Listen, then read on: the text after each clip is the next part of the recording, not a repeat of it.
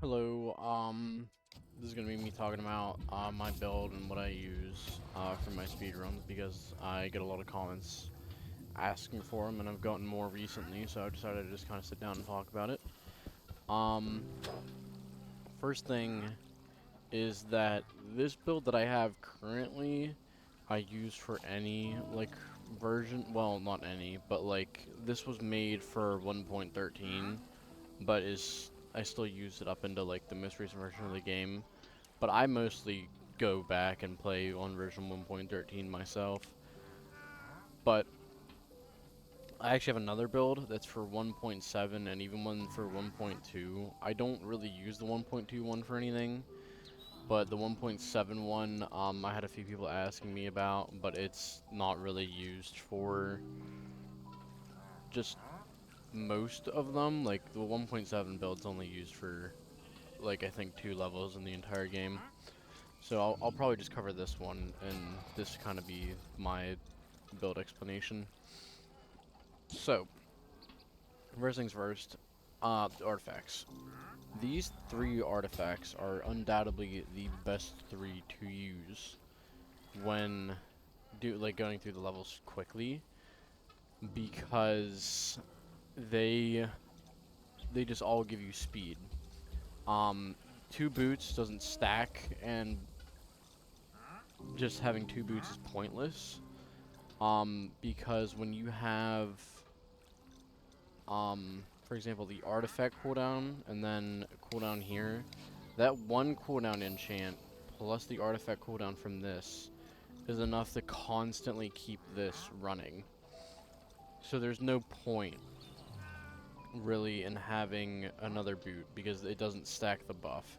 Same thing with the ghost cloak, doesn't stack the buff. There's no point in having two, and it's just really hard to really work with two.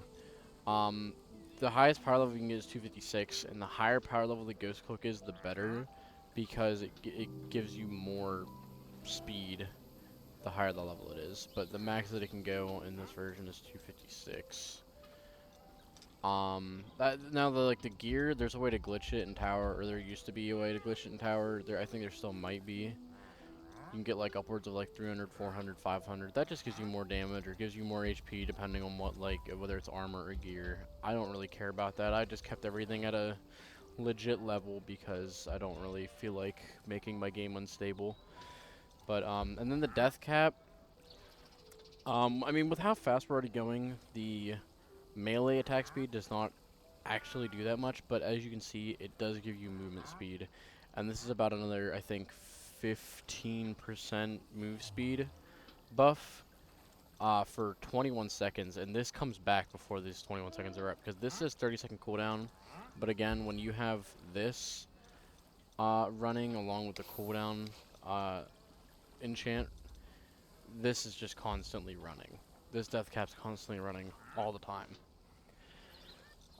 I can't really explain all the gear that I have here and why. I mean, there's different reasons, but I'm gonna just explain like the main like weapons that are used.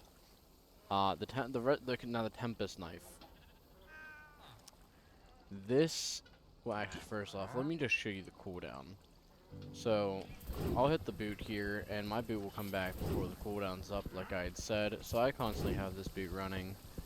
And then same thing with Death Cap. It'll go, and then you'll see it'll come back before this timer ends. But, I mean, when you combine all 3 of these, it gives you a decent bit of speed.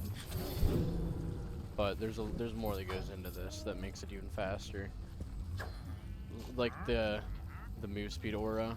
But I mean, if you're just doing, you know, move speed aura and then these 3 artifacts, I mean, this is how fast you go already. It's pretty decent. But now we'll get into like enchants and whatnot, where this really starts to make a big difference on like how fast you go. You got the Tempest Knife. Now, the Tempest Knife has a built-in enchant that gives you a speed burst after a mob is defeated. I can't show it here in the camp. Okay, no, I can, because it counts it as a mob being defeated. But pretty much you'll hit this and it'll... It'll, but sorry about that. So you'll smack and it'll give you a little bit of a rush, gives you a little bit more speed. So that's why we have the knife. Now I threw, let's see here. I threw the lightning bolt, the shockwave, and the swirling on. This is just to have a better chance at hitting a bunch of mobs in your vicinity with like just it kind of clears the area, and I can kind of show that in a level. I mean, Squid Coast is a great example right at the beginning. Now the pain cycle, this actually goes hand in hand with something on the burden robe. So we have pain cycle here because of the actually that's right. I'm not actually getting the rush down enchant like I thought. I'm getting the rush enchant over here, which is what I have on my armor. Now I put this on because any mob that hits me just causes me to just keep on flying. But every mob I hit, I do pain cycle, I do damage to myself, I also go flying with this. So you'll see I can just keep on hitting this, and it'll keep on doing pain cycling over on the side, and it'll keep on giving me rush. So it's really useful putting these two hand in hand for the extra speed. Then we have Swift Foot here. This is where I don't know why people will get Swift Foot, they'll enchant themselves with Swift Foot, and then they won't roll. You want to make sure you're constantly rolling with this thing. It gives you so much speed. You'll see, you know, I'll hit this, and then I'll go and I'll roll, and I'm just like flying through the level. It's just everything you got to keep in mind, everything hand in hand. It all kind of just puts it together. But then you got the soul speed here. When you're going through the level, this doesn't do much in camp, but like in a level, you'll see it starts to stack up after about like 15 seconds. I've got enough whole souls, because I believe the Verdant Robe soul collects. Yes, it does. That's how you get the souls, because it soul collects. Does this also? No, it doesn't also soul collect, but yeah, I also soul collect from this. I'll explain the low power level on this in a minute, but after about 15-20 seconds of going through the level, you'll get a lot of speed from that. Now, the Bow of Lost Souls. This is just a full-on, like, artifact, refreshing, speed, you know, extra speed, and just straight up, like, it's just all speed. Like, this will give you tempo theft, you'll get more speed out of that, and then you'll also have this, which will just bring your artifacts back as well. So it's just more speed. I use this to clear out ambushes. It's very clear what this is for. I threw tempo theft because I didn't know what else to put on it. This isn't really used for anything. Well, no, this is used for something. When I'm at an ambush, if I am quick enough, I can switch and just use my potion, and sometimes I get a swift pot out of this. This kind of like maximizes the speed benefits that you can possibly get. Feather is used for skips. Imploding crossbow is just used for one-shotting certain bosses like Mushroom Monstrosity if I have to. Not really, this kind of just does the work now. What else? Fishing rod is used to do some glitches. I'm not going to go too much into that. This is also, I think, just used to one-shot bosses, but I don't know the last time I've used either one of these, to be honest with you. This I was testing, and then these two I was testing. These three down here were just for testing. But this right here, these 6 items I have on me are the main part of the build. And then this is for ambushes, and then this is for also ambushes, but just to pull a swift bot. Now I'm going to go ahead and jump into a level now. So, okay, Squid Coast isn't there. But for example, the first part of Squid Coast where there's the 3 like zombies right before the one barricade, when you hit them with the Tempest Knife, usually the thundering goes off and kills all 3 of them. But we'll kind of see. Now this is where I'll show Rushdown. Rushdown, it lasts for maybe like half a second, but it gives so much more speed. And I'm not even doing anything else right now. It's just giving me that much speed. And especially when you use Rushdown and you go flying off a cliff, it carries. So like, I don't know why the game does this, but for the half a second that, you know, you get from rushdown, it will sit there, but at the same time, when you use it on a, well, normally you'll get your half a second of rushdown, but if you rush down and you carry it off a cliff, it'll last until you land back on the ground. So, I mean, you can already see my soul beats coming up. And my bow is just automatically shooting everything. I'm not, that's because the burst bowstring, that's putting in the work for me. But it's also bringing my artifacts back, and I'm just kind of just cruising through the level. Anytime I take damage, like fall damage, damage from enemies, damage from pain cycling, I get more speed. It's just a really, really thought out build to just keep on giving myself more speed and just more buffs to just go even faster, and that's really all it is. The only thing that really requires some learning is timing your ghost cloak to be used after you roll or hit anything, because if you're going to hit something, you don't want to hit something, or you don't want to use your ghost cloak and then right after hit something, because then it cancels out your ghost cloak and it just fucks everything up. So then you'd rather wait, or like by the time that you're done hitting something anyways, like you're already out of ghost cloak form, is how I should put it. Well, yeah, as you see right there, I hit something and it went away. So that's, you pretty much want to roll in smack and then do ghost cloak, so then you still keep like afterwards. There's a certain order you kind of want to do it in. But now this is so low power level, and it doesn't say that it's gifted because I don't know what happened to that. But essentially this was gotten at a high power level, got these enchantments, gilded everything, and then we kind of gifted it like as if I had no power level on my character. So then it came out at power level 6, and I just have it at the lowest power level you can pretty much obtain it at, is just level 6 power level. So then this way it doesn't one-shot like the enemies that I'm trying to get tempo theft off of, because if the arrow shot one-shots the enemy, you don't get any tempo theft. I mean, another way to kind of keep yourself from doing this is just to go into like the level at like a higher difficulty, like 4 or like 10 or whatever, just to not one-shot them, or even 33. Just as you can get the bow low enough power level. I got mine to 6, so I mean, I don't one-shot anything on power level 1 or 4 with the bow that I have, so it's like pretty useful, because then it's like the lower the level, the less enemies there are. But I mean, if you have to, I mean, you can even go in as on adventure, I guess, and just run through the levels. But I mean, I don't know. There's not a whole lot more to really say after that. I mean, it's just, this is how all this stuff's built, and you just gotta remind yourself to keep on rolling and using your artifacts constantly and hitting things occasionally for rush down.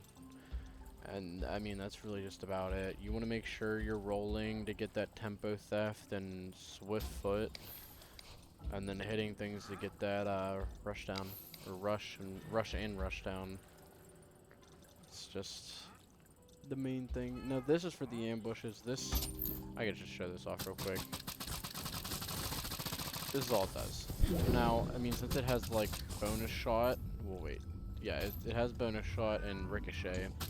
It kind of just hits everything without you really having to do much, like moving. A really good example is my high block. In under 2 minutes, it's like a minute 58. That's like the best example of this bow. But I mean, for the most part, that is kind of, that's the build. There's not really much more to say about it, except for why I picked what enchants and how I use them. But I don't speedrun on Apocalypse, because the speedruns in Minecraft Dungeons are about like how fast you can load into the level and then get to the end. I mean, we have apocalypse level like category, but it's on like it's on a completely different like leaderboard. If you know what category extensions are, it's on the category extensions leaderboard. But I mean, it's more so just the same gear. You would just be fighting with the enemies a little bit more. But there is an apocalypse leaderboard. It's just more so there's not really much different about it though. Like I don't think any of them are really any faster or any slower, so there's no point in really. I mean, we just kind of came to the conclusion because once this game came to a certain point, default was not that much, or Apocalypse was not that much different than default. Like Apocalypse could reach the same times as default on most of these levels. So we just kind of scrapped the whole like different difficulties thing, and it's just like if you really just want to do, you know, from beginning to end as fast as possible on a level, you would just go in a default. There is a category for this. I mean, I can show. I'm gonna close out the game real quick, just to kind of talk about this run here. Okay, so we're gonna go into Minecraft Dungeons. So if we go to the levels, I have the record for every solo run right now, but that's not the point. Just gonna talk about the leaderboards here for a little bit. If it'll load. I don't know why it's being such a pain.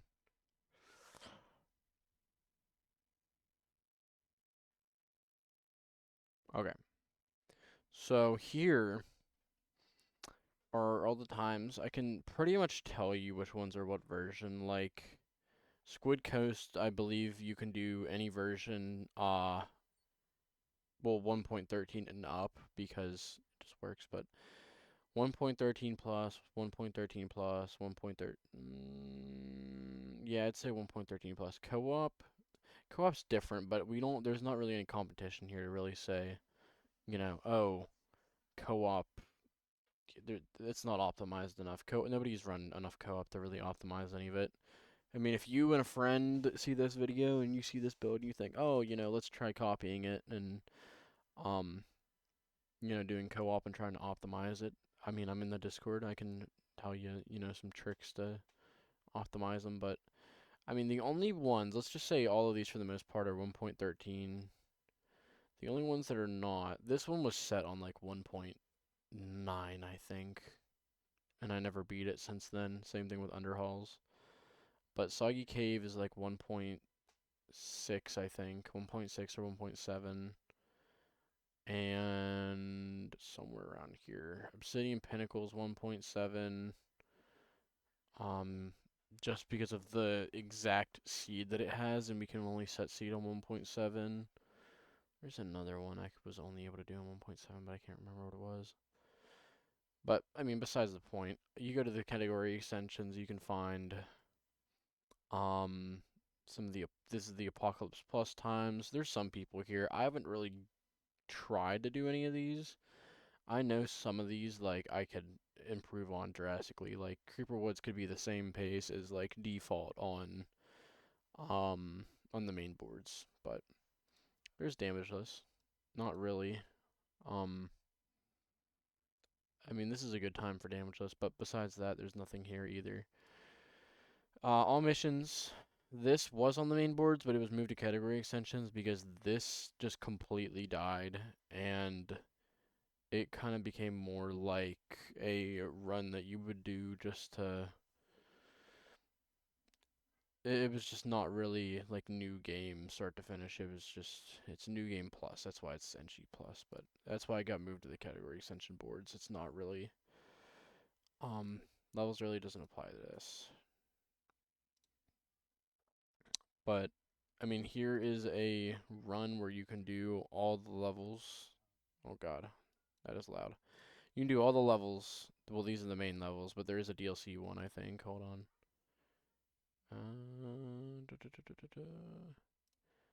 Yeah, there's the all missions with DLC, NG. I did this and NG plus, but AMNG plus